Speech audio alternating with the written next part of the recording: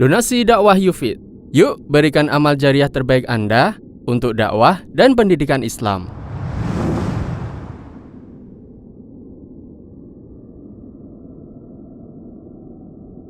Bismillahirrahmanirrahim. Assalamualaikum warahmatullahi wabarakatuh. Alhamdulillahirabbil alamin wa bihi nasta'inu ala umuri dunya waddin. Shallallahu ala nabiyyina Muhammadin wa ala alihi wa sahbihi ajma'in. Amma ba'd.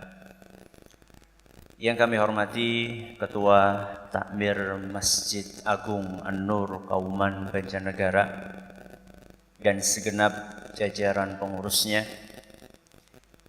segenap panitia yang ikut menyukseskan acara ini, para alim, para ulama, para sepuh, bini sepuh, dan juga segenap hadirin dan hadirat serta para pendengar dan pemirsa yang semoga senantiasa dirahmati oleh Allah Azza wa Jalla.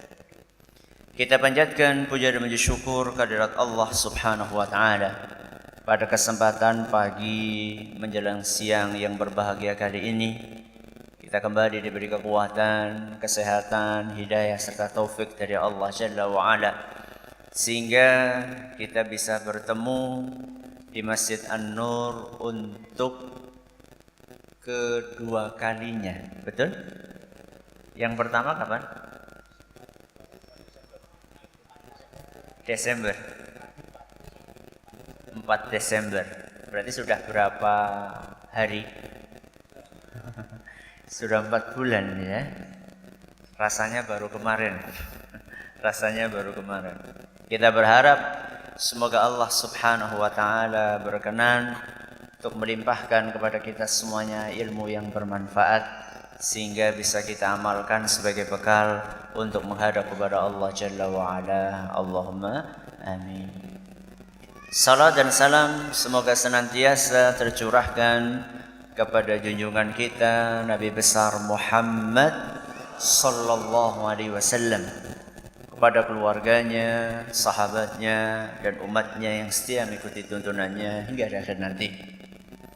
Para hadirin dan hadirat sekalian yang kami hormati, sudah berapa tahun jenengan berislam? Dari lahir. Lahirnya tahun pinten? 72. Yang paling sepuh di sini angkat tangan. Pak Fahmi pinten nggih? 65. Ada yang di atas 65 pinten, Pak? 68. Ada yang di atas 68? Pinten? 75. Subhanallah. Ada yang di atas 75?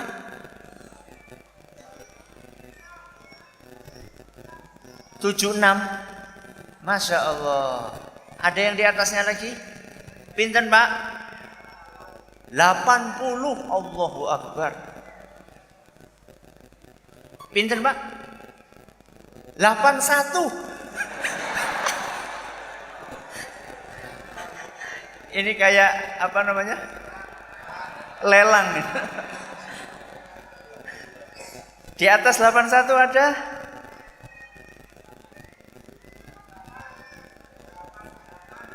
Delapan. Subhanallah. Masih ada lagi? Ini kayaknya maksimal ini. Kasih hadiah, Pak ya.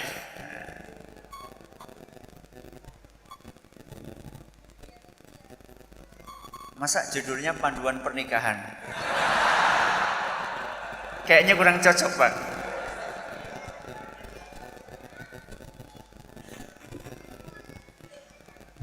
Niki mawon, sifat salat Nabi sallallahu alaihi wasallam. Nggih?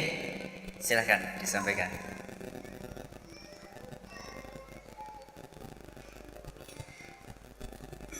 Banyak di antara kita berislam itu sudah puluhan tahun.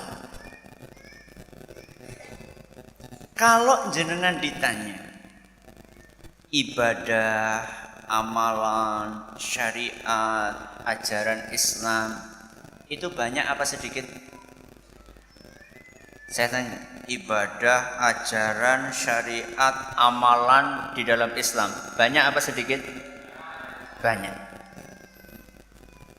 Banyak atau banyak banget? Banyak banget. Rukun iman, terus rukun apa? Islam. Selain itu ada lagi. Selain rukun iman, rukun Islam apa? Rukun nikah. Ya nikah maksudnya ya.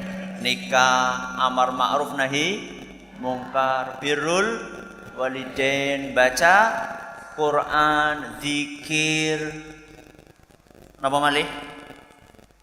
Berbuat baik kepada tetangga, ya. Dan masih banyak ibadah-ibadah lain di dalam agama kita. Selama puluhan tahun kita berislam, kira-kira sudah semuanya kita amalkan atau belum? Berapa persen yang sudah? Pinten persen? Bahkan mungkin ada di antara kita yang rukun saja belum dilakukan semuanya. Ustaz, apa ya mungkin Ustaz? Seluruh ajaran Islam ini kita praktekkan. Mungkin apa mboten? Jadi wis suwe golek Islam urung diamal-amalkan kabeh. Mungkin ajaran Islam itu bukan ajaran yang diawang-awang. Islam itu bukan agama mimpi yang nggak bisa dipraktekkan. Tapi Islam adalah merupakan agama yang ajarannya itu realistis. Realistis itu bisa dipraktekkan. Walaupun banyak Ustadz, walaupun banyak, sebanyak apapun ajaran Islam bisa diamalkan semuanya. Hanya saja kita harus tahu mulainya dari mana. Apa? Mulainya dari mana? Jawabannya semuanya berawal dari hati. Ketika orang akan mengamalkan Islam yang banyak sekali, ada sholat. Sholat saja bukan hanya sholat 5 waktu. Ada sholat tahajud, ada sholat nopo? Duha, ada sholat witir, ada sholat taraweh, ya. Puasa, selain puasa Ramadan, ada puasa Senin Kemis, ada puasa Daud, ada puasa Ayyamul Bid, ya. Ada puasa Arafah, ada puasa Mina. Orang mana puasa Mina? Puasa Muharram, Asyura. Bulan ini ada puasa apa? Sya'ban, ya. Zakat bukan hanya yang wajib, ada sedekah, santunan kepada fakir miskin, kepada para janda, kepada anak yatim. Seluruh amalan ini bisa kita lakukan ketika kita tahu awalnya dari mana. Awalnya dari hati. Jadi menentukan langkah awal itu sangat penting. Misalnya nih, panjenengan berada di sebuah bangunan 5 lantai. Tingkat 5, jenengan berada di tingkat yang paling dasar alias tingkat pertama. Kemudian jenengan disuruh naik sampai kemana? Lantai 5. Maka langkah yang pertama harus ditentukan naiknya pakai apa? Pakai lift atau pakai tangga? Langkah yang pertama harus ditentukan. Kemudian setelah kita menentukan langkah yang pertama, naik lift atau naik tangga, kita harus awali dari lantai yang pertama dulu. Orang bisa ujuk-ujuk apa? Melompat ke lantai 5 nggak bisa. Jadi mengamalkan ajaran Islam itu memang membutuhkan proses. Dan proses awalnya itu dari hati. Kenapa kok awalnya dari hati? 3 jawabannya. Kenapa kok awalnya dari mana? Hati.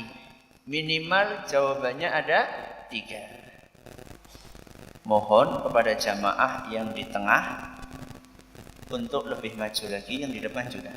Monggo. Biar yang baru datang bisa mendapatkan ruang. Rapet, anget. Anget napa sumuk? Ora apa-apa, sumuk sedela.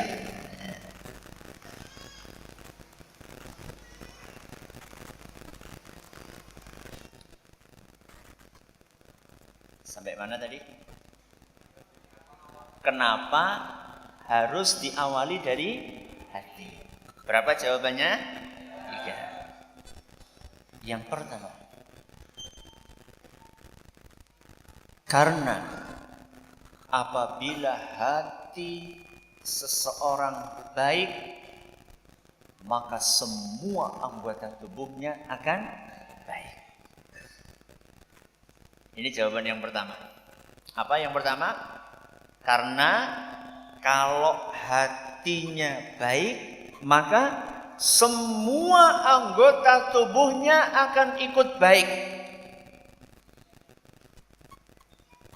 Dalilnya sangat familiar di telinga kita. Hadis tadi yang dibawakan oleh senior kami di pondok, ya, Ustaz Fahmi. Beliau bukan kakak kelas saya, tapi kakek kelas saya. Jadi beliau itu senior banget di atas saya. Ya, sama-sama satu pondok tapi gak ketemu karena beliau jauh banget di atas saya. Beliau sekarang yuswa tadi berapa Pak Fahmi? 65. Saya baru 37. Berarti saya tuh banget. Ya. Separuh nih, ya. Separuh nih dari beliau. Tadi hadis yang beliau bawakan ketika menyampaikan muqaddimah di awal adalah sabda Nabi sallallahu alaihi wasallam, ala wa inna fil jasadi mudghah. Ketahuilah bahwasannya di dalam tubuh kita ada segumpal daging. Idza salahat salahal jasadu kulluh. Ketika segumpal daging ini baik, benar, maka seluruh anggota tubuh akan ikut baik dan benar. Tapi ingat sebaliknya. Wa idza fasadat fasadal jasadu kulluh. Kalau satu gumpal daging ini rusak, maka seluruh anggota tubuh akan apa? Rusak. Apakah segumpal daging itu? Ala wahyal qalbu. Biasa diterjemahkan dalam bahasa Indonesia hati. Hadis riwayat Bukhari dan Muslim. Kenapa kok harus diawali dari hati? Karena kalau hatinya benar, semuanya akan benar. Adanya kata-kata yang kotor keluar dari lisan, itu pasti awalnya hatinya apa? Kotor. Kalau hatinya bersih, maka yang keluar dari lisan juga apa? Bersih. Makanya orang Arab mengatakan kullu ina'in billadzi fihi yanduhu.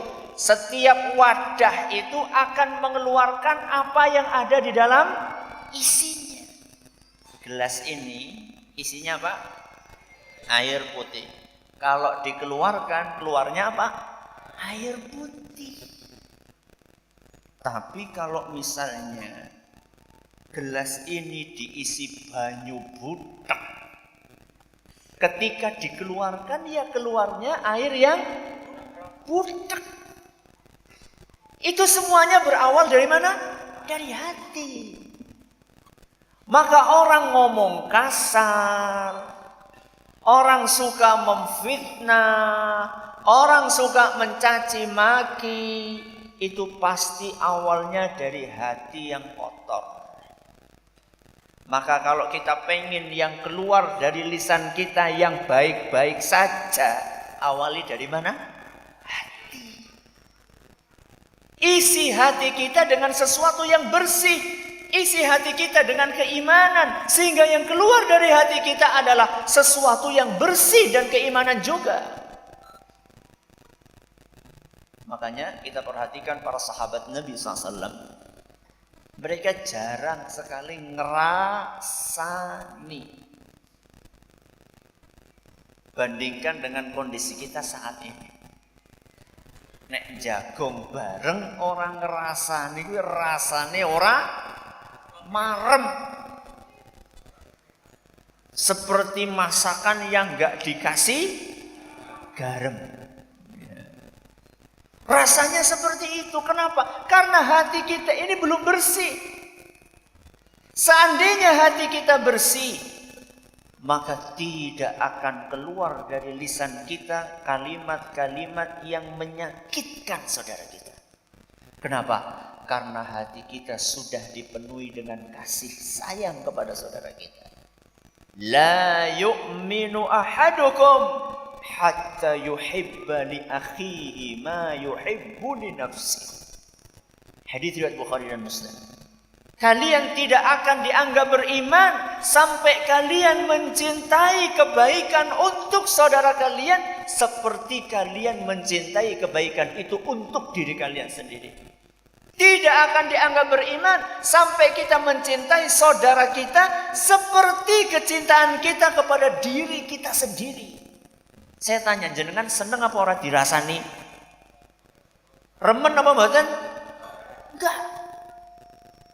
Kalau kita enggak suka dirasani, maka jangan merasani. Jangan menggunjing, karena kita juga enggak suka digitukan, maka jangan gitukan orang lain. Ketika hati seorang hamba bersih, maka kasih sayangnya kepada sesama muslim akan besar. Makanya para sahabat dahulu, para sahabat Nabi SAW dahulu ketika mendengar ada orang lain menggunjing temannya, langsung dimarahi sama dia. Gak seperti sebagian dari kita, melihat temannya menggunjing, iya pancen kayak gue kok, malah ditambahi maning. Ya. Kalau para sahabat Nabi SAW langsung amsik alaika lisanaka, jaga mulutmu. Itu saudara kita. Kenapa? Gak tahan hati ini untuk mendengar saudaranya sendiri dicaci, saudaranya sendiri disakiti, saudaranya sendiri dirasani. Gak kuat hati ini karena sayangnya hati ini kepada sesama muslim. Ketika hati baik, maka seluruh anggota tubuh akan ikut baik. Korupsi itu sumbernya dari mana? Penyakit hati. Ustaz, bukankah yang korupsi itu apanya? Tangannya. Nggih napa mboten? Nggih. Sing nampak duit karo sing ya, tanda tangan itu tangan apa hati? Tangan. Tapi ketahuilah, tangan itu bergerak karena adanya sesuatu yang rusak di dalam hatinya. Ustaz, apa hubungannya Ustaz antara korupsi dengan hati? Orang korupsi itu karena hatinya tipis rasa takutnya kepada Allah. Nggih? Orang korupsi itu karena tidak takut atau kurang takut kepada Allah. Takutnya kepada siapa? KPK. Ya. Nah, orang anak KPK ya aman. Ya. Nah, orang polisi ya aman. Takutnya bukan kepada Allah. Takutnya kepada manusia. Dan juga orang yang korupsi itu biasanya karena kurang muraqabah. Apa muraqabah? Selalu merasa diawasi. Merasa diawasi itu tempatnya di dalam hati. Ketika hatinya tipis muraqabahnya, akhirnya dia terdorong untuk korupsi. Orang korupsi itu karena serakah. Serakah itu tempatnya di mana? Hati. Wis diwehi gaji 20 juta, kurang. Sudah dikasih fasilitas mobil oleh kantor, masih kurang saja. Semuanya berawal dari hati, karena hatinya tidak memiliki sifat qanaah. Apa qanaah? Nerimo ing pandum. Apa nerimo ing pandum? Menerima apapun yang diberikan oleh Allah. Makanya Rasulullah Sallallahu Alaihi Wasallam mengajarkan kepada kita qanaah ini dalam sabda beliau, man asbaha minkum aminan fi sirbihi. Barang siapa di antara kalian yang hari itu merasa aman di rumahnya. Pertama apa? Aman di rumahnya. Ora wedi, ora dioyok-oyok KPK atau debt collector. Merasa apa? Aman. Tinggal di mana? Di rumahnya sendiri. Yang kedua, mu'afan fi jasadihi, awake sehat wal afiat. Yang ketiga, indahu qutu yaumihi, punya makanan untuk hari itu. Berapa? 3. Yang pertama, aman. 2, sehat. 3, punya makan. Untuk berapa bulan? Untuk hari itu. Apa kata Nabi? Faka'anna mahizat lahud dunia. Orang yang seperti ini seakan-akan sudah punya dunia seisinya. Hadis riwayat Tirmidzi dan dinyatakan hasan oleh Syekh Al-Albani. Dunia itu yang dicari ya cuma 3. Aman, sehat, bisa makan. Itu yang dicari. Apa manfaatnya duitnya banyak tapi habis buat berobat? Apa manfaatnya punya makanan banyak sekali, akan tetapi selalu dikejar-kejar oleh KPK? Keamanan di dalam jiwa, kemudian bisa makan hari itu, dan juga tubuh sehat, itulah yang kita cari. Nah, orang-orang yang korupsi tadi gak cukup dengan 3 hal ini. Gak cukup punya makanan satu hari, dia pengen bisa buat makan berapa turunan? 7 turunan. Oh 17 malah. 17 turunan. Na'udzubillah min dzalik. Jadi kenapa kok harus diawali dari hati? Yang pertama apa? Karena ketika hati baik, yang lainnya akan ikut baik. Yang kedua, ketika hati baik, hidup akan terasa nyaman. Kenapa? Ketika hati baik, hidup terasa nyaman. Salah satu masalah hidup yang paling membuat orang di dunia ini pusing, masalah apa? Hutang. Bukan. Enggak semuanya punya hutang di sini. Semuanya kita alami. Masalah apa? Kenapa? Kenapa? Bukan. Ekonomi alias rezeki. Kenapa? Rezeki. Salah satu masalah hidup yang bikin orang pusing itu adalah memikirkan masalah apa? Rezeki. Makanya rizki atau lapangan pencaharian atau pekerjaan ini kan laris banget kalau buat dagangan apa? Dagangan kampanye. Gini mboten? Semuanya janji. Pokoknya saya jadi tidak ada kemiskinan di negeri ini. Semuanya kan seperti itu. Karena orang itu pikirannya rizki. Dan bahkan tidak sedikit orang yang stres gara-gara mikirkan rizki. Bahkan naudzubillahi min dzalik, ada orang yang bunuh diri gara-gara nopo? Rizki. Kalau orang hatinya baik, kalau orang hatinya bersih, kalau orang hatinya diisi dengan keimanan, dia tidak akan sampai stres apalagi bunuh diri cuma gara-gara mikirkan apa? Rizki. Kok bisa Ustaz? Iya, karena orang yang beriman di dalam hatinya yakin betul bahwa rizki saya ini sudah dijamin oleh siapa? Allah. Yakin apa mboten? Yakin apa mboten? Pinten persen? 100%? Masya Allah. Di dalam Al-Quran surat Hud ayat 6. Surat apa?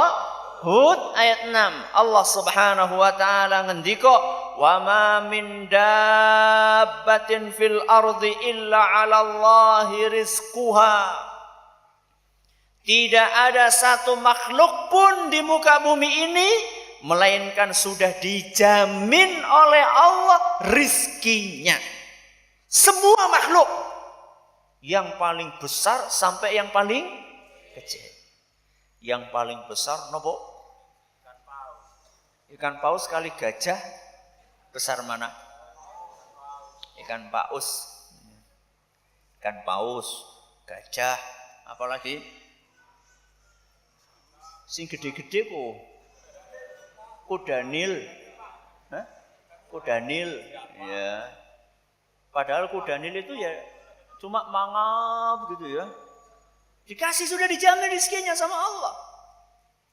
Dari yang besar-besar sampai yang kecil-kecil. Semut. Nyamuk. Tengu. Tengu niku ditanggung napa mboten rezekine? Ditanggung sama Allah. Ya. Semuanya ditanggung sama Allah Subhanahu wa ta'ala. Kalau seandainya tengu saja ditanggung rezekinya sama Allah, padahal tengu itu enggak punya ijazah. Kagungan apa mboten? Mboten. Ijazah napa? TK ora duwe. Masa kita manusia yang punya ijazah SMP, SMA, bahkan S1, S2, S3 bingung mikirkan rizki, subhanallah. Cicak yang ada di dinding gak pernah protes sama Allah subhanahu wa ta'ala. Ketika ditakdirkan oleh Allah makanannya adalah sesuatu yang bisa terbang. Cicak bisa terbang tidak? Tidak. Makanannya bisa terbang. Gak pernah cicak protes sama Allah. Ya Allah, apakah ini salah desain? Kenapa kok makananku bisa terbang sedangkan aku gak bisa terbang? Secara perhitungan logis, ya, perhitungan matematis, kalau kita menciptakan makhluk kan seharusnya justru cicak ini yang bisa terbang, nyamuk yang gak bisa terbang. Supaya apa? Supaya gampang nyari makanannya. Akan tetapi cicak gak pernah protes. Dan gak pernah kita temukan cicak bunuh diri.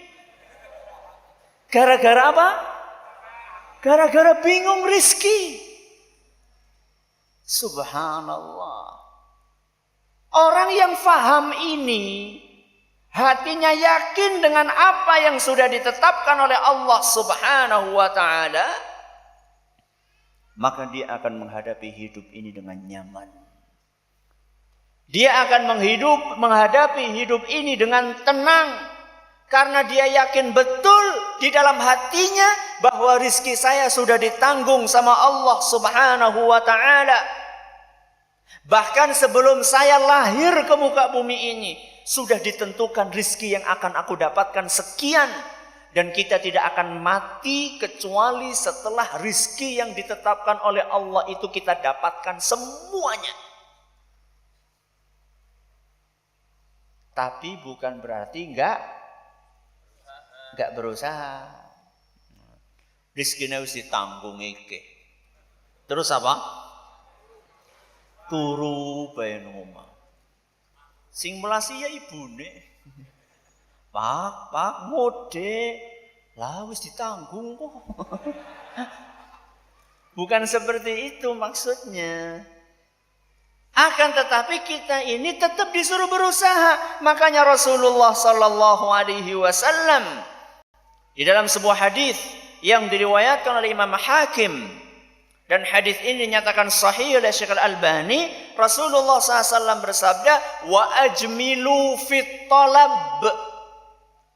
Bekerjalah dengan baik. Bekerjalah yang proporsional. Bekerjalah yang benar. Ini perintah dari Nabi SAW. Bekerja yang benar itu seperti apa? Ya, kita akan dengarkan bagaimana Nabi SAW memberitahukan kepada kita bekerja yang proporsional itu seperti apa. Bekerja yang proporsional itu ya waktunya kerja, waktunya istirahat, waktunya bercengkrama dengan anak dan istri, gunakan waktu itu untuk bercengkrama dengan anak dan istri. Itu namanya proporsional. Ada sebagian orang waktu kerja, waktu ngaso kerja, ya. Waktunya untuk anak dan istri, buat anak dan istri, buat kerja juga. Gak cukup hanya sekedar masuk jam 7, pulang jam 4, dia ngelembur sampai jam 9 malam. Setiap hari seperti itu, hari Ahad masih kerja juga. Yang seharusnya waktu buat keluarga dia gunakan untuk bekerja. Apakah seperti ini proporsional dalam bekerja? Bukan. Maka Nabi SAW ngasih contoh proporsional di dalam bekerja dengan seekor burung. Jadi Nabi SAW mengajak kita untuk melihat perilaku apa? Burung. Dalam sebuah hadis yang diriwayatkan oleh Imam Tirmidzi, dan beliau menyatakan hadis ini hasan sahih. Nabi kita sallallahu alaihi wasallam bersabda, "Lau annakum kuntum tawakkaluna 'ala Allahi haqqa tawakkulih." Kalau tawakal kalian benar. Tawakal itu tempatnya di mana? Hati. Lagi-lagi masalah hati. Kalau kalian tawakalnya kepada Allah benar, la ruziktum kama yurzaqut thair. Niscaya kalian akan dikasih rizki oleh Allah seperti seekor burung dikasih rizki. Jadi Nabi SAW mengumpamakan tawakal dan mencari rizki dengan seekor apa? Burung. Perhatikan baik-baik apa yang dilakukan oleh burung. Taghdu khimasan. Dalam keadaan perut kosong, dia keluar dari sarangnya kapan? Pagi hari.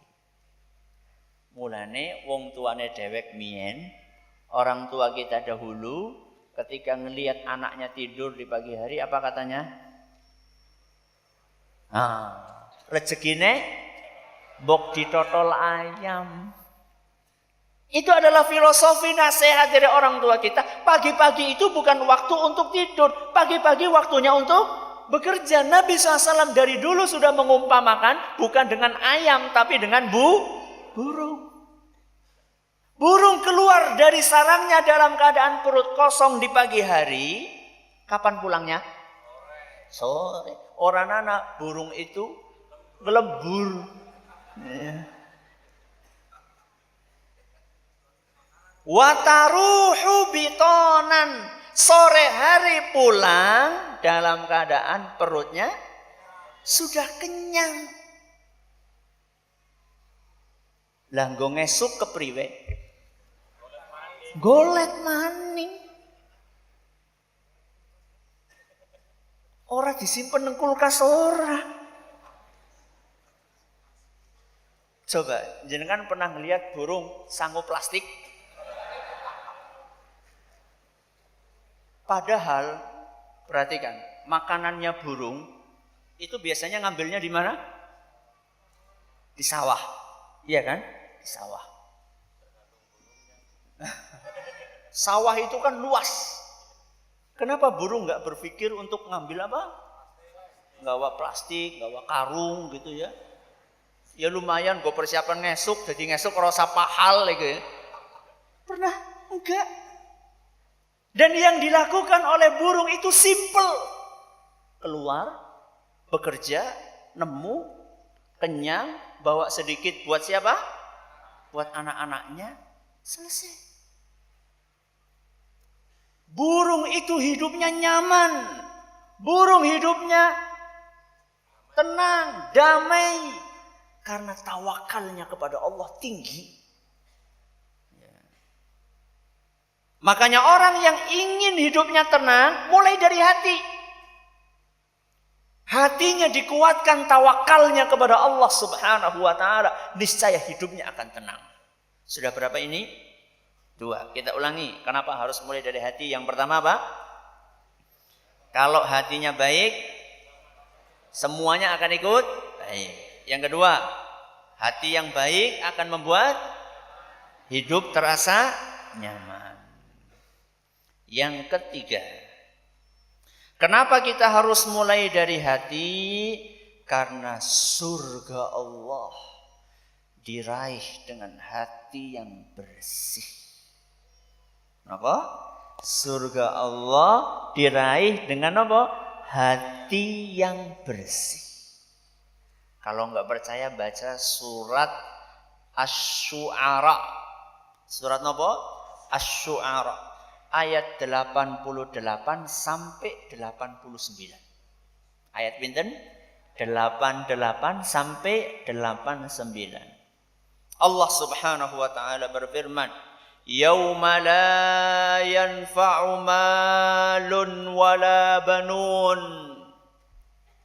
Pada hari kiamat nanti yang namanya harta dan anak tidak bermanfaat. Orang anak gunane duit karo anak. Kecuali siapa? Illa man atallaha biqalbin salim. Kecuali bagi orang-orang yang menghadap kepada Allah dalam keadaan hatinya bersih, hatinya suci, hatinya selamat dari kotoran-kotoran. Itulah yang akan mendapatkan surganya Allah Azza wa Jalla. Hati yang bersih itu hati yang bagaimana? Hati yang bersih yang bagaimana? Yang tidak kotor. Kotoran hati itu apa? Kotoran hati sing paling parah napa? Syirik. Napa? Syirik. Itu kotoran sing paling kotor. Tidak ada kotoran yang lebih kotor daripada kotoran apa? Syirik. Kemudian selain syirik, kotoran hati adalah kemunafikan. Antara yang diomongkan dengan apa yang ada di dalam hatinya mboten pas, mboten klop. Kotoran berikutnya di antara kotoran-kotoran yang harus kita bersihkan di dalam hati adalah penyakit-penyakit hati, sombong, iri, dengki, hasad, pelit, medit, kikir. Semuanya ini kalau kita ingin masuk surga harus kita bersihkan dari hati kita. Dan ketika penyakit-penyakit hati itu bersih, maka amalan-amalan yang lainnya di dalam Islam akan terasa ringan untuk kita kerjakan. Termasuk baca Al-Quran. Jenengan kalau baca Al-Quran biasanya betah pinten jam? Keliru Ustaz pertanyaannya. Betah pinten menit? Kata seorang sahabat Nabi SAW, "Lau tahurat qulubukum ma syabi'tum min kalami rabbikum." Kalau hati kalian bersih, kalian tidak akan pernah puas untuk membaca Al-Quran. Selalu apa? Kemaningan. Berarti kalau kita baru baca Al-Quran 1-2 halaman wis apa? Wis ongap-angop. Kuwi berarti atine urung bersih. Buktinya apa? Buktinya maca koran. Pinten halaman koran niku? Tergantung koran nopo. Ada yang 16, ada yang 24, ada yang 32. Dari halaman pertama sampai akhir bisa rampung. Apa mani nek nengarep TV. Nek nengarep TV, Masya Allah orang ngantuk blas. Nek ngaji teklak, tekluk. Wonten napa mboten niki? Ya, mudah-mudahan yang ngantuk ngerasa. Kalau nggak ngerasa, udah nyong iki. Padahal ngantuk. Ya. Ini yang ketiga. Hati yang bersih akan mengantarkan kemana? Surga. Berapa berarti alasannya tadi? 3. Kita ulangi. Yang pertama apa? Apabila hati baik, maka seluruh anggota tubuh akan ikut baik. Yang kedua, ketika hati baik, hidup akan terasa nyaman. Yang ketiga, surganya Allah itu diraih dengan hati yang bersih, yang baik. Ustaz, carane ben atine apik pripun? Ini intinya ini. Inti pembahasan kita.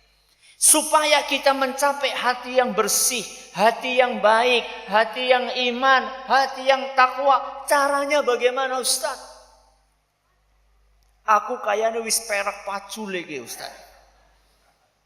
Saya pengen Ustaz caranya ini yang praktis Ustaz. Sehingga saya bisa segera mendapatkan hati yang bersih sebelum saya menghadap kepada Allah Subhanahu wa ta'ala.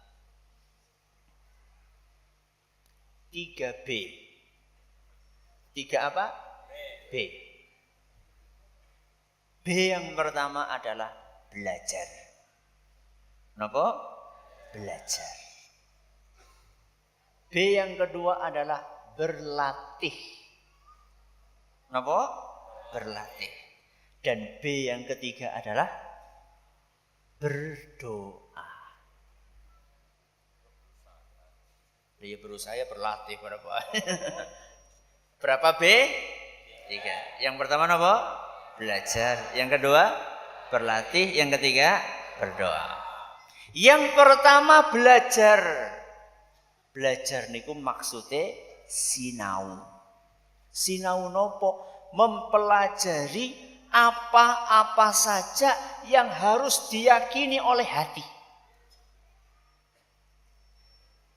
Dan apa saja penyakit yang harus kita bersihkan dari hati kita. Itu namanya belajar. Belajar niku ngaji seperti sekarang ini. Dan tidak ada istilah terlambat untuk apa? Belajar dan ngaji. Lanyong wis tua Ustaz, wis pensiun. Justru wis pensiun.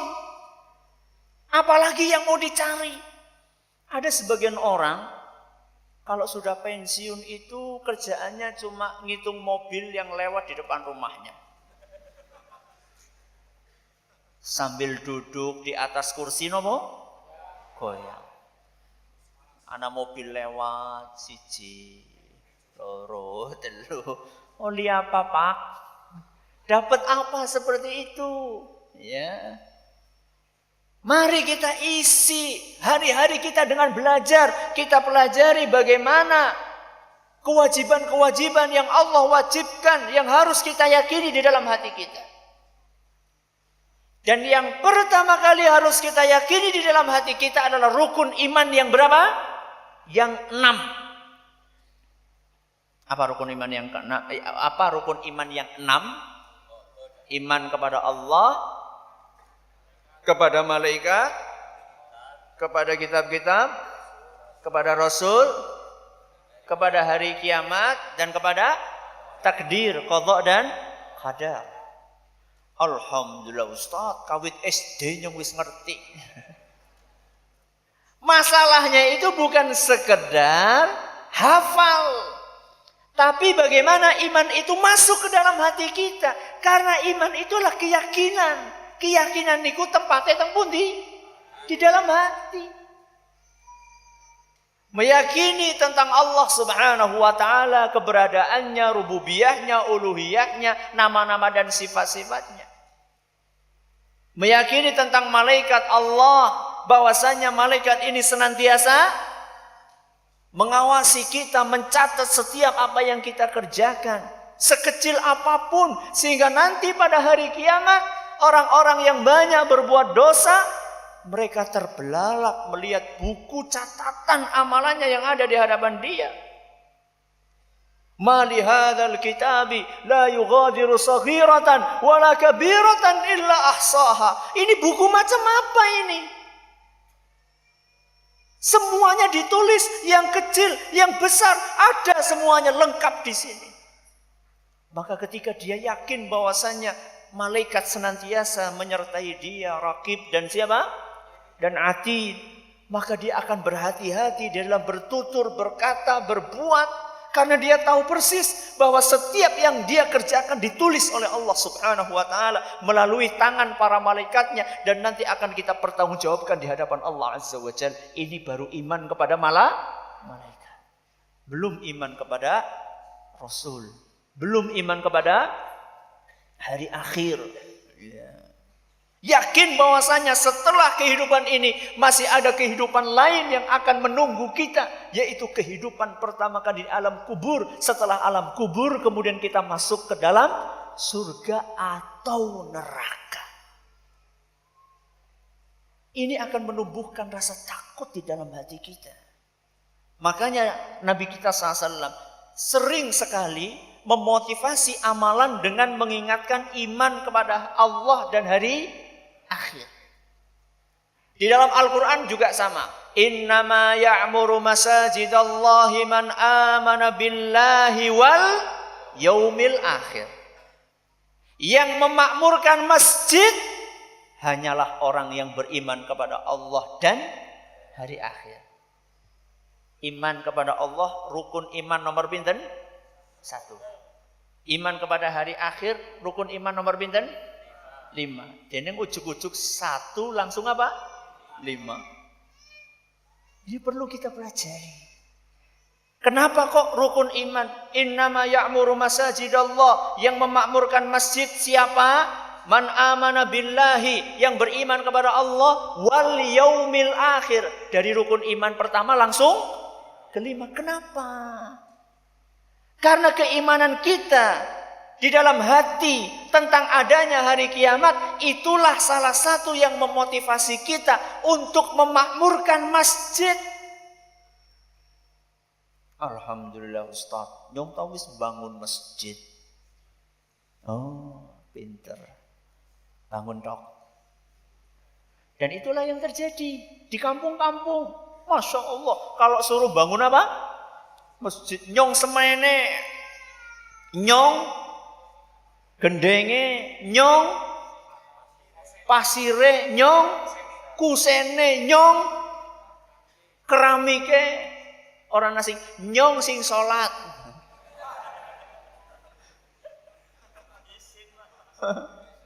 Yang ada adalah bangun, berdiri, terus sama?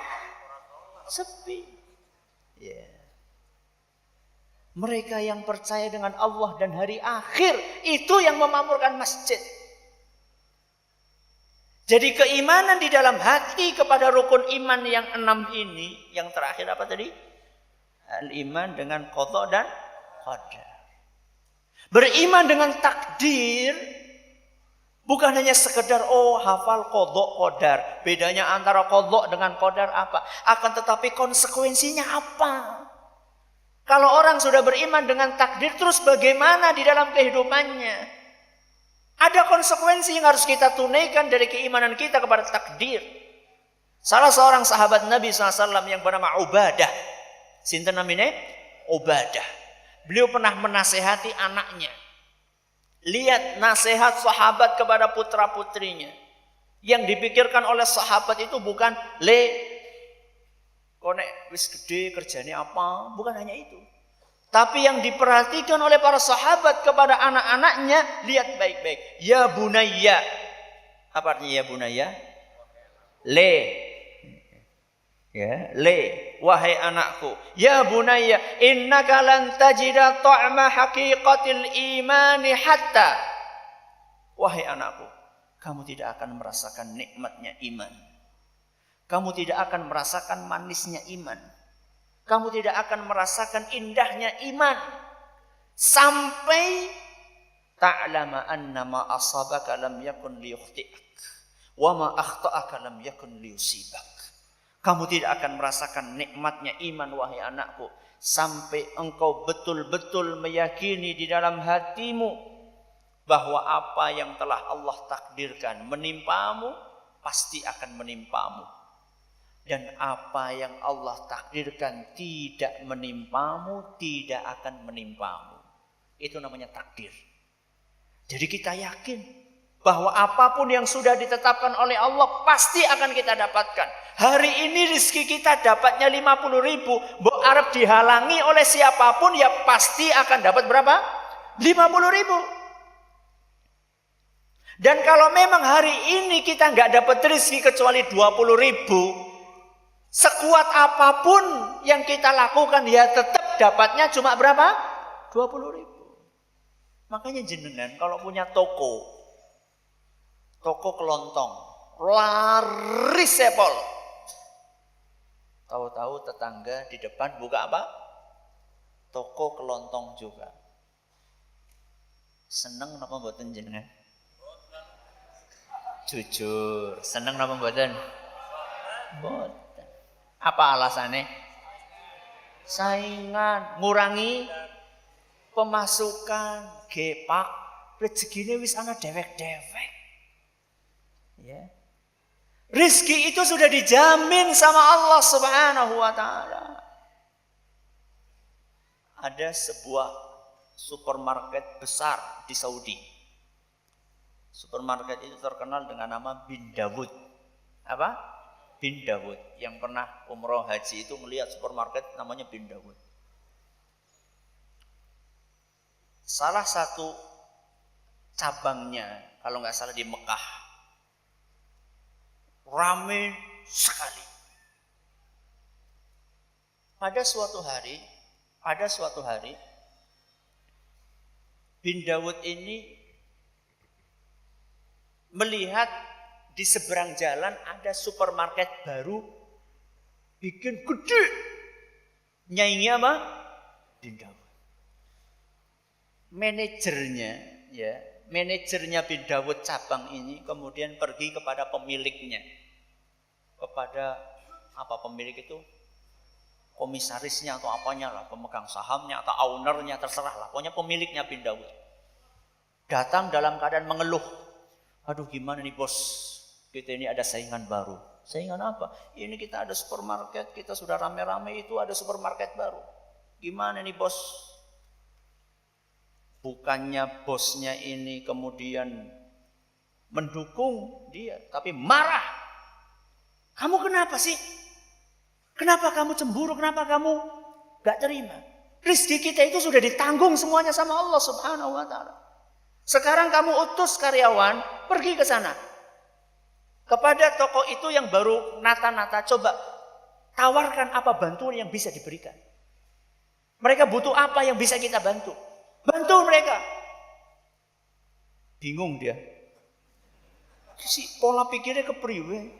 Ini manajernya itu manajer yang apa? Bisnis medit. Ya. Jadi pikirnya kok bisnis gitu loh. Orang mikir berkah apa orang berkah gitu loh. Sudah sekarang kamu pergi ke sana. Tanya kepada manajer sana, butuh bantuan apa kita akan bantu. Mungkin butuh bantuan ini, butuh bantuan itu, kita akan bantu. Dan subhanallah, begitu dibantu, kini maju, karena maju. Sama-sama apa? Maju. Contoh yang kedua. Pabrik ayam. Pabrik apa? Ayam. Bukan bikin ayam. Peternakan ayam maksudnya. Ya. Di Saudi itu ada peternakan ayam besar sekali. Saya lupa namanya apa, Fakih atau apa gitu ya. Dia ini adalah pabrik ayam terbesar atau terbesar nomor 2 se-Saudi. Dia punya saingan pabrik ayam yang lainnya, yang saya lupa omsetnya lebih besar atau lebih kecil nomor 2. Yang satunya nomor 1, yang satunya nomor 2. Suatu saat saingan bisnisnya ini terlilit utang. Dan utangnya ini besar sekali. Kalau perhitungan bisnis murni, mendingan apa? Kesempatan, tuku baik ya. Supaya gabung sama kita, dia akan hapus dari peredaran. Kita menjadi satu-satunya apa? Pabrik ayam terbesar. Enggak. Didatangi orangnya yang punya ini, kamu punya utang? Iya. Butuh berapa untuk bayar? Saya butuh sekian, sudah nih, kamu saya utangi, bayarnya terserah kapan kamu mampu. Subhanallah. Itu loh bisnis yang beretika. Itu diawali dari keyakinan di dalam hati bahwa rezeki kita sudah ditanggung semuanya sama Allah Subhanahu wa ta'ala. Bukan malah justru sebaliknya, ketika toko ada teman kita, tetangga kita buka toko baru, langsung kita misuh-misuh pergi ke dukun. Gimana caranya supaya toko tetangga ini apa? Bangkrut. Kemudian sabun dina donga, ya Allah muka-muka bangkrut, muka-muka bangkrut, muka-muka bangkrut. Dia lupa atau belum tahu kalau kita mendoakan saudara kita, malaikat akan mengatakan apa? Amin walaka bimithlin. Koya pada. Coba kalau misalnya kita doakan bangkrut, bangkrut, bangkrut, muka-muka bangkrut, muka-muka bangkrut. Malaikat amin pada. Akhirnya bangkrut kabeh. Terus bagaimana seharusnya? Muka-muka laris, muka-muka laris, muka-muka laris. Terus malaikat amin pada. Akhirnya laris semuanya. Itulah seharusnya yang kita lakukan. Dan ini tidak akan terjadi kecuali kalau kita punya ilmu bahwa rukun iman yang keenam, yaitu iman dengan takdir, itu akan menghasilkan perasaan-perasaan yang tadi saya sebutkan. Maka yang pertama kali kalau orang ingin memperbaiki hati apa? Belajar. Belajar apa? Apa kewajiban hati rukun iman? Bicara rukun iman ini kita panjang banget. Ini adalah yang pertama apa tadi? Belajar. Yang kedua apa? Berlatih. Setelah belajar harus dilatih. Nek belajar berarti ngolet ilmu. Nek wis oli ilmu berarti diamalkan. Nah, mengamalkan ilmu itulah butuh latihan. Butuh perjuangan. Jangan dipikir manusia itu hatinya bisa ikhlas ujuk-ujuk langsung apa? Ikhlas, enggak. Ikhlas itu butuh perjuangan. Makanya seorang ulama besar namanya Sufyan Ats-Tsauri. Siapa namanya? Sufyan Ats-Tsauri. Beliau pernah berkata, "Ma'alajtu syai'an ashadda 'alayya min niyyati." Kata Imam Sufyan Ats-Tsauri, aku tidak pernah mengobati sesuatu yang lebih sulit dibandingkan niat. Jadi paling angel niku ngatur nopo? Niat. Karena niat itu bolak-balik. Sekarang ikhlas, nanti gak ikhlas. Nanti ikhlas, besoknya lagi gak ikhlas lagi. Niat itu bolak-balik. Makanya kata Imam Sufyan Ats-Tsauri, paling sulit aku hadapi itu memperbaiki niat. Itu sulitnya luar biasa. Terus bagaimana Ustaz latihannya? Salah satu latihan ikhlas adalah usahakan beramal itu dirahasiakan. Dirahasiakan itu maksudnya nopo? Ora usah di pamer-pameraken. Contoh misalnya infak. Infak ya udah, nggak usah dipublikasikan gitu. Jadi nggak usah, ini saya infak ya atas nama hamba Allah, tapi nanti tolong didoakan di masjid. Ini ada infak buat masjid 1 juta rupiah atas nama hamba Allah. Mohon doanya untuk keluarga Pak Anu dan Pak Anu. Loh kepriwe sih? Wis hamba Allah sih ditambahi dalam kurung Pak Anu. Hamba Allah yang wis hamba Allah baik gitu loh. Ustadz emang nggak boleh Ustadz? Boleh. Menampakkan amalan, memperlihatkan amalan itu boleh. Akan tetapi jaga keikhlasan itu apa? Sulit. Makanya salah satu di antara 7 golongan yang mendapatkan naungan Allah nanti di padang mahsyar siapa? Orang yang bersedekah dengan tangan kanannya, tangan kirinya nggak tahu. Priwe jejel gue. Apa enggaknya saben sedekah tangannya kudu kayak gini. Terus ini yang maju. Bukan. Ini adalah semacam kinayah, perumpamaan tentang apa? Tentang berusaha merahasiakan semaksimal mungkin. Makanya saya sampaikan dalam sebuah pengajian. Kalau jenengan masuk ke masjid pertama kali, muadzinnya belum datang, imamnya belum datang. Kok di masjid ngelihat kotak alhamdulillah. Langsung masuk ke kantong yang dikeluarkan yang warnanya apa? Merah. Mumpung belum ada orang. Lah kebenaran kan orang nabung. Kelutik mangatus. Ya. Mumpung nggak ada apa? Orang. Mumpung nggak ada orang, infak yang besar. Ya Allah, bismillah. Ini lillahi ta'ala. Ya. Jadi lillahi ta'ala itu bukan ngomong kepada orang. Ya. Aku temenan ke lillahi ta'ala. Ikhlas temenan. Ikhlas ngomong-ngomong. Yang lebih parah ada orang ikhlas berbuat maksiat ikhlas. Contohnya apa? Nyuap. Apa? Nyuap. Nyogok. Karena ingin mendapatkan proyek apa gitu supaya menang tender nyogok. Kita ikhlas apa orang? Ikhlas temenan. Nyuap ikhlas. Masa berbuat maksiat ikhlas? Gak ada berbuat maksiat ikhlas. Ya. Jadi ketika seorang hamba dia itu infak, rahasiakan, usahakan rahasiakan.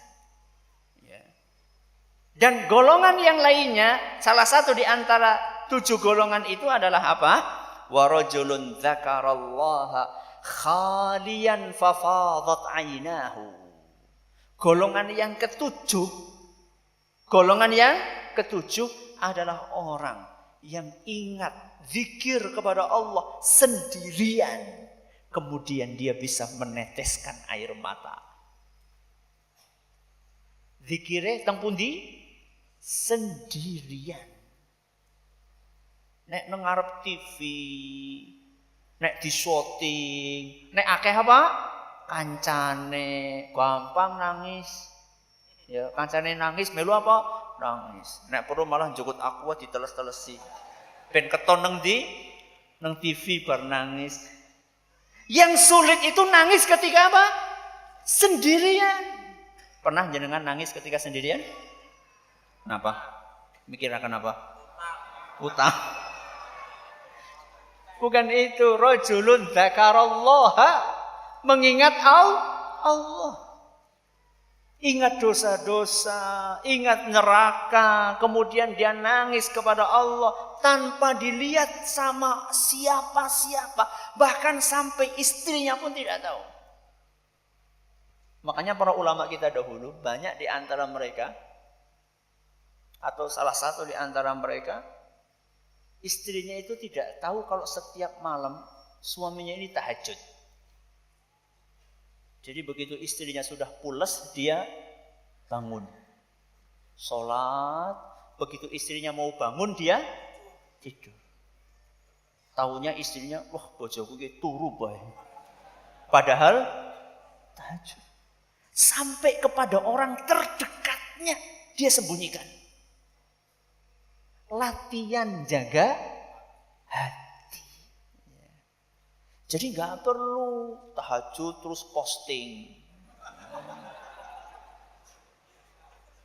pasang status. Alangkah nikmatnya tahajud malam ini. Iya. Update status. Umroh, yang lainnya pada doa, sibuk ceprat selfie di depan Ka'bah. Ya. Aduh, gimana caranya ya supaya kelihatan lagi khusyuk? Tulung aku tak donga di situ. Cepret, pasang status. Buat apa? Buat apa? Ya. Usahakan amalan itu kalau tidak ada niatnya, tidak ikhlas, percuma. Semuanya itu akan ditolak oleh Allah Subhanahu wa taala. Bahkan orang-orang yang tidak ikhlas dalam beramal, mereka itu bukan hanya terancam masuk ke neraka, tapi mereka juga terancam pertama kali masuk neraka. Bukan hanya terancam neraka, tapi terancam pertama kali masuk neraka. Siapa sih yang pertama kali masuk neraka? 3 orang. Siapa? Orang yang rajin infak, orang yang rajin ngaji dan ngisi pengajian. Duh, gitu. Dan yang ketiga, orang yang jihad. Orang yang jihad. Itu 3 orang yang pertama masuk neraka. Semuanya penyakitnya sama. Orang ikhlas. Yang infak dia nggak ikhlas karena pengen dikatakan dermawan. Kemudian orang yang ngaji, orang yang ngisi pengajian nggak ikhlas karena ngaji supaya dikatakan qori, terkenal suaranya bagus. Yang ngisi pengajian supaya dikatakan ulama, supaya dikatakan ustadz kondang, supaya dikatakan ini dan itu. Sedangkan yang jihad supaya dikatakan pemberani. Itu kan penyakitnya sama, enggak ikhlas. Jadi yang kedua setelah belajar apa? Berlatih. Termasuk membersihkan penyakit hati itu harus latihan. Sombong. Sombong itu harus dikikis. Jangan malah disiram. Ya. Ada sebagian orang ketika kecil sombong, ketika besar sombong banget. Ketika tua sombongnya pol. Itu penyakit itu harusnya dikikis. Sekarang sombong, besok mandan. Besoknya enggak. Itu namanya mengkikis penyakit sombong. Iri dan dengki juga sama. Cara mengkikisnya bagaimana Ustaz? Pikirkan, apa sih manfaatnya iri? Manfaatnya dengki apa? Apa kalau jenengan iri terus tambah sugih? Kalau jenengan iri apa tambah ganteng, tambah ayu? Kan tidak. Apa manfaatnya? Jadi penyakit-penyakit ini harus kita lawan. Karena itu semuanya bersumber dari nafsu. Dan nafsu itu tidak boleh kita ikuti, harus kita lawan. Makanya seorang penyair Arab mengatakan an-nafsu katifli. Nafsu itu seperti bayi. Seperti bayi. Intuh milhu syabba ala hubbir radai. Kalau bayi dibiarkan tetek, dibiarkan nenen, dibiarkan minum ASI, tidak segera disape, sampai kapan? Sampai tua. Sampai tua. Ya. Kalau enggak segera disape. Tapi intaftimhu yang fatimu. Tapi kalau bayi itu disape, maka akan berhenti. Walaupun rewel dulu. Nafsu itu ketika dilawan, dia akan rewel. Ya, misal ada cewek cakep lewat. Nafsunya kan kesempatan, kapan maning, ayu-ayu kok. Eman-eman. Itu kan apa? Nafsu. Ketika kita lawan, apakah nafsu itu akan berhenti? Enggak. Dia akan terus. Rezeki nomplok, Mas. Tapi ketika kita lawan, Walaupun dia terus melawan juga, dengan izin Allah seperti bayi yang disapi, rewelnya nggak lama. Lama-lama bayi tersebut akan nurut. Tapi kalau kita turuti, sampai tua kita akan menjadi budaknya nafsu. Sudah berapa ini? 2. Belajar, berlatih. Nah, tinggal yang ketiga. Apa? Berdoa. Berdoa. Kenapa Ustadz berdoa? Karena manusia ini adalah makhluk yang lemah. Kita ini lemah. Lemah segala-galanya. Lemah imannya, lemah fisiknya, lemah akalnya. Maka kita butuh bantuan zat yang maha kuat. Yaitu Allah subhanahu wa ta'ala. Makanya sering sekali kita temukan doa-doanya Rasul SAW itu masalah hati. Contoh doa yang salah satu doa yang sering dibaca oleh Nabi. Ya muqallibal qulub. Apa artinya ya muqallibal qulub? Wahai yang membolak-balikkan hati. Kelanjutannya, sabbit qalbi ala dinika. Jadikan hatiku istiqomah, tetap di atas agamamu. Hadis riwayat Bukhari dalam Al-Adabul Mufrad dan dinyatakan sahih oleh Syekh Al-Albani. Ini doa sering dibaca oleh Nabi. Saya tanya, hatinya Rasul SAW dengan hatinya kita bersih siapa? Orang-orang bandingan. Rasulullah SAW itu adalah hati beliau, hati yang paling bersih dari sekian banyak manusia yang ada di muka bumi. Itu pun ketika beliau kecil sempat dioperasi oleh siapa? Malaikat Jibril untuk dibersihkan hatinya dengan air Zam-Zam, dengan bejana yang terbuat dari emas, kemudian dikembalikan lagi oleh malaikat Jibril ke dalam hati, ke dalam jantungnya atau ke dalam dadanya Nabi kita Muhammad SAW. Seperti itu Nabi kita SAW bersih hatinya. Sebersih itu hati Nabi kita Muhammad SAW masih sering membaca doa ya muqallibal qulub tsabbit qalbi ala dinik. Hari ini yang sudah baca doa tadi siapa? Jangan barusan semuanya tadi baca. Harusnya tidak ada satu hari pun yang terlewat di dalam kehidupan kita melainkan kita baca doa ini. Nabi SAW sedemikian bersih hatinya, sedemikian tinggi imannya, beliau membaca doa ini dan sering sekali membaca doa ini. Ada juga doa yang lainnya yang diajarkan oleh Nabi SAW, minta perlindungan kepada Allah dari kotoran-kotoran yang ada di dalam hati. Allahumma inni a'udzubika min syarri qalbi. Apa artinya? Ya Allah, aku mohon perlindungan kepadamu dari keburukan hatiku. Ini disebutkan dalam hadis riwayat Abu Dawud, nyatakan sahih Syekh Al-Albani. Jadi Nabi SAW mohon perlindungan, ya Allah, bersihkan hatiku dari penyakit riya, dari penyakit sombong, dari penyakit iri, dari penyakit hasad, dari penyakit pelit. Seluruh penyakit-penyakit hati ini, ya Allah, bersihkan hatiku. Itu doa yang diucapkan oleh siapa? Nabi kita Muhammad sallallahu alaihi wasallam. Kita ulangi. Kenapa mulai dari hati? 1. Hati baik maka seluruh anggota tubuh akan baik. Yang kedua, hati baik maka hidup akan nyaman. Yang ketiga, surga Allah untuk orang yang hatinya bersih.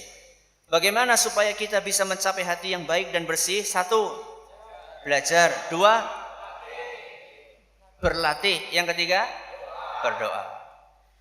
Terakhir, Ketika kita katakan paling penting hati, bukan berarti kita tidak memperhatikan jasad. Ya, hati itu kan batin. Bukan berarti kita melupakan lahir. Ya. Ada sebuah orang mengatakan, "Mbak, jadi orang kudungan, Mbak, sing penting atine bersih." Ya, sing penting atine resik. Orang kudungan, ya ora apa-apa, sing penting kan atine resik daripada kudungan tapi atine kotor. Wonten kados niku, Bu? Kathah. Kados niku leres napa mboten? Mboten.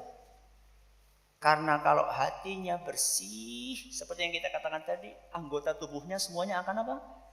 Akan bersih, akan nurut. Orang kakek protes, disuruh pakai jilbab, sami'na wa ata'na. Kan kadang-kadang kakek protes, anggo jilbab jadi alasannya napa? Sumuk, terus napa malih? Rambutnya rontok, akeh tombene. Gue ora keramas gue akeh tombene. Terus apa lagi? Kurang gaul, ya. Kuno, ya. Jangan. Hati yang bersih itu akan membuahkan praktek yang ada di luar. Ustaz, kalau hati, apakah kita berarti kalau harus menjaga kebersihan hati kita nggak memperhatikan luarnya? Kita perhatikan tetap. Ya. Makanya ketika seorang pakai pakaian yang bagus, kemudian pakai sandal yang bagus, itu tidak masalah.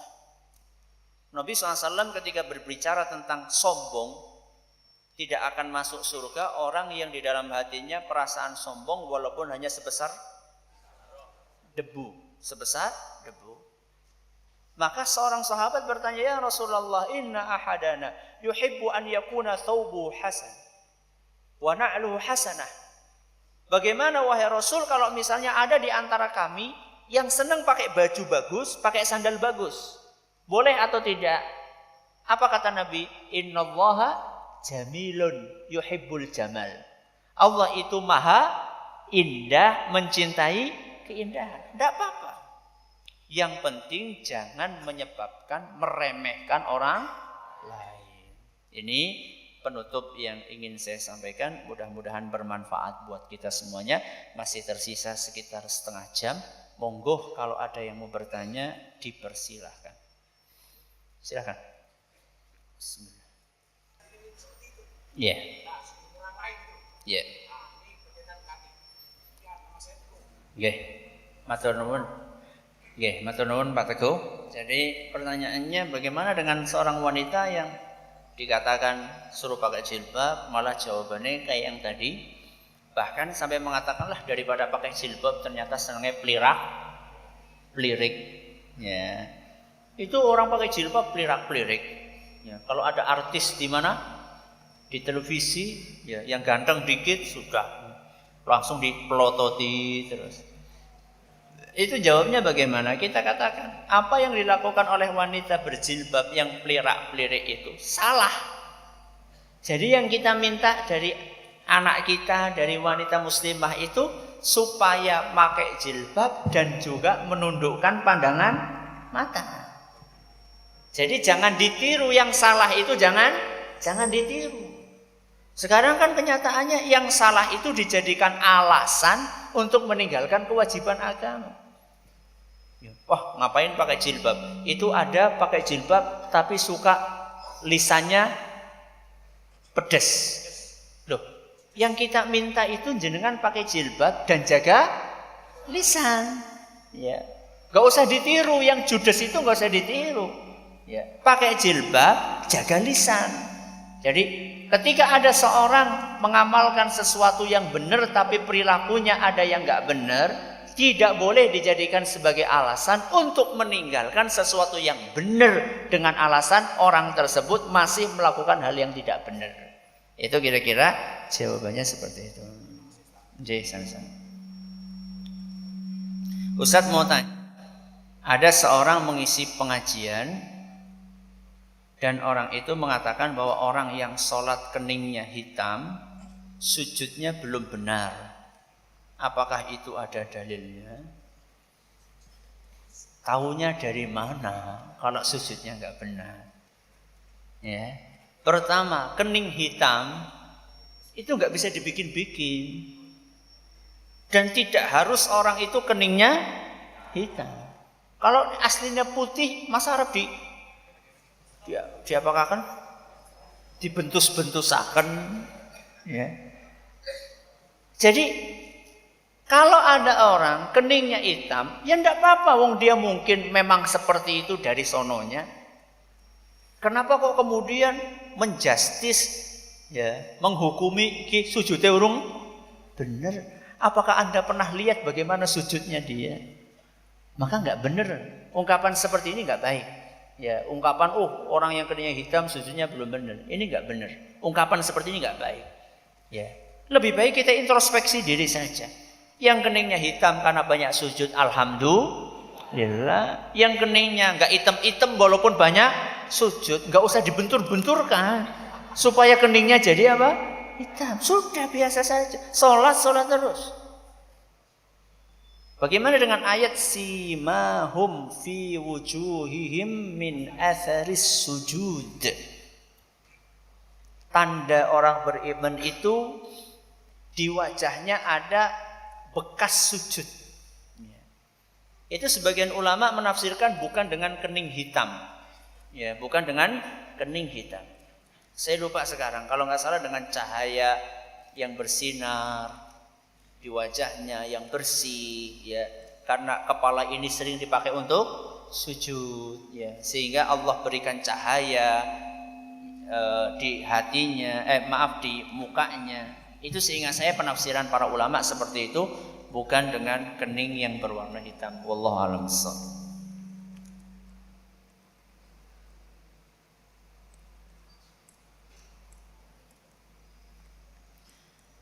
Ustadz, mana yang benar?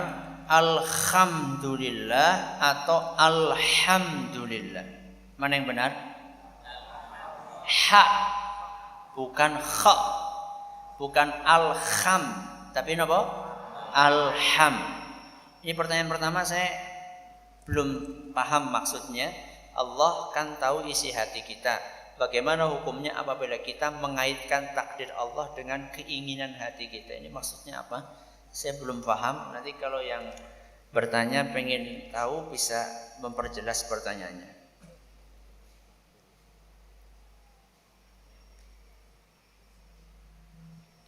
Bagaimana hukumnya haji atau umroh tapi dengan DP bank? Maksudnya talangan. Seingat saya sudah ada revisi mengenai fatwa masalah itu kalau nggak salah. Dan sekarang sudah tidak ada lagi kan? Masih ada? Seingat saya karena banyak kendala akhirnya dihapus, setahu saya seperti itu.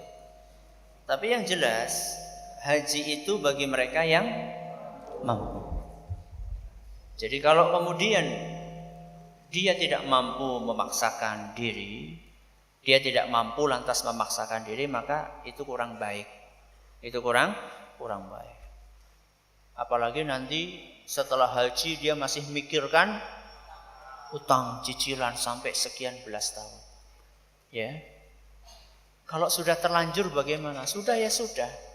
Sudah ya sudah. Ya. Bagi yang belum ini enggak usah. Walaupun dulu awalnya itu untuk mempermudah, tapi malah akhirnya jadi sulit. Sekarang waiting listnya, penantiannya malah tambah panjang. Gak tahu di Banjar sampai berapa tahun? 18 tahun, subhanallah. Dahulu ketika belum ada talangan ini, kita daftar tahun ini mungkin setahun 2 tahun bisa berangkat. Ya, makanya wallahu alam pemerintah mungkin perlu untuk merevisi aturan ini. Kalau belum direvisi, mudah-mudahan sudah direvisi karena memang secara aslinya bermasalah. Ya, secara aslinya bermasalah. Ustadz, saya mau tanya, apakah menjadi imam masjid harus usianya sudah sepuh atau tidak? Tergantung. Saat itu antara imam yang sepuh dan yang muda itu bacaan Al-Qur'annya bagus mana?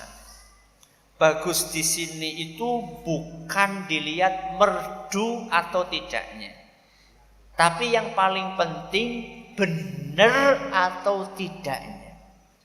Karena belum tentu yang merdu itu benar. Ya. Kadang-kadang merdunya itu sampai mengalahkan tajwid. Harusnya 2 terus ditambah-tambah jadi 5, 6 untuk mempertahankan kemerduan dan lagu. Yang paling penting itu makhrajnya benar, tajwidnya benar. Kalau misalnya ada 2 imam, satu muda, satu sudah tua, kemampuan bacaannya imbang, sama-sama bagus dan benar bacaannya, maka yang diprioritaskan yang lebih tua. Karena satu level apanya? Kualitas bacaannya. Tapi kalau misalnya antara yang tua dengan yang muda ini bacaannya lebih bagus yang muda, maka seyogianya yang jadi imam adalah yang muda. Karena Nabi SAW bersabda, liya ummahum aqra'uhum. Hendaklah yang maju jadi imam itu yang paling baik bacaannya. Ya. Maka dalam kondisi seperti ini seyogianya yang mungkin sudah uzur atau sudah senja memberi kesempatan kepada yang masih muda yang baik bacaannya. Jadi menjadi imam itu enggak syarat harus sudah haji. Yang penting bacaannya baik. Kadang-kadang saya prihatin dengan fenomena di sebagian masjid, sebagian masyarakat, ketika imamnya sudah bacaannya bagus digusur oleh orang yang baru pulang haji. Padahal yang pulang haji ini sebelum berangkat haji sholat aja enggak.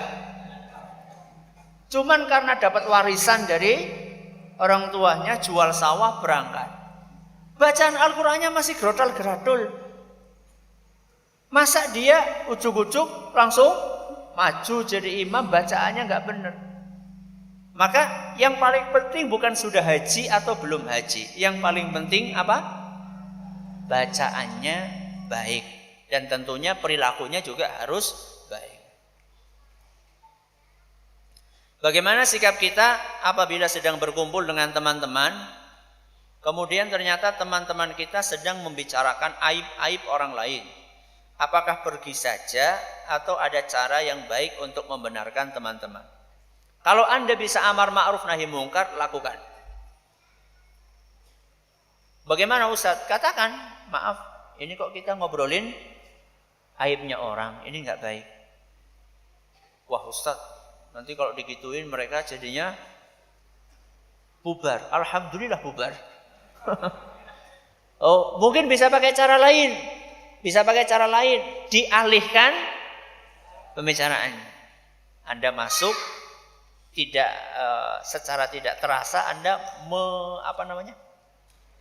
mengalihkan tema pembicaraan. Atau kalau misalnya 2 cara itu sudah nggak bisa dilakukan dan nggak ada maslahatnya jenengan duduk di situ, maka pergi. Ya, sebagai bentuk pengingkaran kepada kemungkaran tersebut. Sudah jam 11:30, saya kira cukup sampai di sini pengajian kita hari ini. Terima kasih atas perhatiannya, mohon maaf atas segala kekurangannya. Kita tutup dengan membaca subhanakallahumma wa bihamdika asyhadu an la ilaha illa anta astaghfiruka wa atubu ilaik. Wassalamualaikum warahmatullahi wabarakatuh. Donasi dakwah Yufid. Yuk berikan amal jariah terbaik Anda untuk dakwah dan pendidikan Islam.